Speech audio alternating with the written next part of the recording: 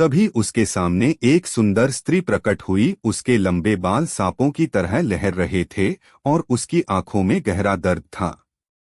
कौन हो तुम? अर्जुन ने हिम्मत जुटाकर पूछा। मैं नागकन्या वासुकी हूँ। इस गांव के एक राजा ने मुझसे छल किया और मुझे इस श्रापित खंडहर में कैद कर दिया। जब तक कोई सच्चे मन से मेरी मदद नहीं करेगा मैं इसी तरह तड़पती रहूंगी। अर्जुन ने पूरी कहानी जाननी चाही। नागकन्या ने बताया कि सैकड़ों साल पहले यहाँ एक प्रतापी राजा विराटसेन राज करता था। राजा ने नागलोक से अमरता पाने के लिए नागमणि चुराने की योजना बनाई। वह नागलोक की रक्षक नागकन्या वासुकी को धोखे से अपने राज्य में ले आया और उसे बंदी बना लिया, लेकिन वासुकी ने उसे श्राप दिए। जिस दिन कोई सच्चे मन से मेरी मुक्ति की राह खोजेगा उसी दिन इस भूमि का श्राप समाप्त होगा। राजा श्राप के प्रभाव से कुछ ही दिनों में मर गया और गांव पर विपत्तियां आने लगीं। तब से गांव वाले डर के कारण इस रहस्य से दूर ही रहते थे। वासुकी ने कहा, मुझे मुक्त करने के लिए तुम्हें नागमणि वापस नागलोक पहुंचानी होगी,